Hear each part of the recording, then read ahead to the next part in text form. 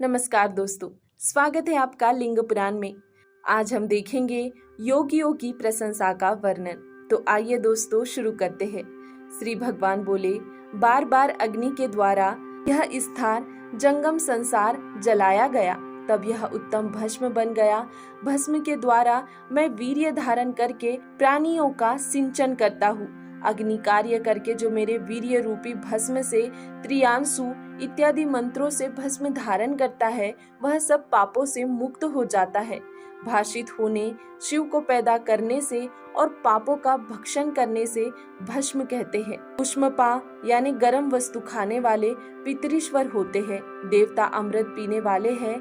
अग्नि सोम रूप है। मैं महातेजस्वी अग्नि हूँ और सोम रूपी अंबिका है। मैं पुरुष रूप हूँ और सोम अंबिका यानी प्रकृति है, इसीलिए भस्म मेरा वीर्य कहलाता है। अपने वीर्य को मैं शरीर में धारण करता हूँ।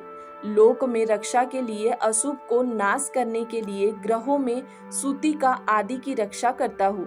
जो जितेंद्रिय पुरुष मेरे भस्म से स्नान करते हैं और वे मेरे पास आते हैं और संसार में नहीं लौटते, यह पाशुपत व्रत कपिल योग कहा है। शेष आश्रमियों को पीछे शंभु ने रचा है। लज्जा, मोह, भय आदि वाली इस सृष्टि को मैंने ही रचा है।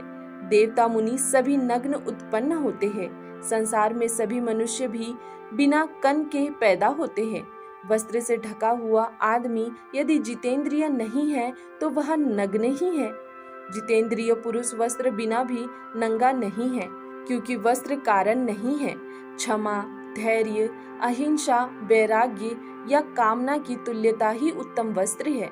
भस्म के स्नान से लिप्त है मन जिसका, ऐसा शिव का ध्यान करता है, उसके हजारों अकार्य भी भस्म हो जाते हैं। जैसे अग्नि अपने तेज से वन को जलाती है, उसी प्रकार भस्म सभी पापियों को जलाती है।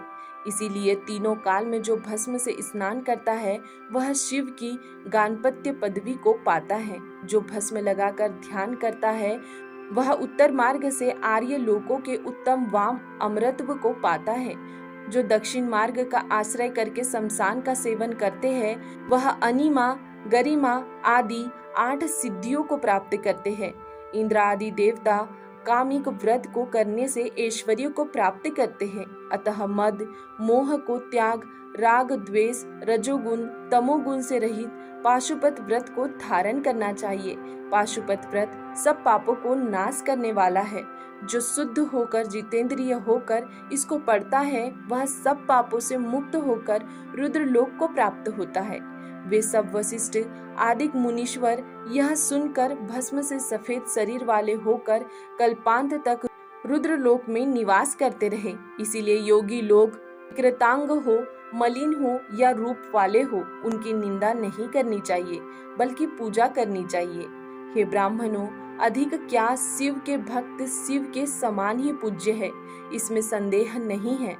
दधीची जैसे देव नारायण को जीतकर शिव की भक्ति से मुक्त हो गया था, इसीलिए सब प्रकार से भस्म से दिव्य शरीर वाले मुनि लोग, चाहे वे जटा वाले हो या मुंडित हो, सभी की कर्म, मन, वाणी से उनकी पूजा करनी चाहिए। दोस्तों, आज के लिए इतना ही। इसके आगे देखेंगे हम कल के वीडियो में। तब तक के लिए धन्यवाद।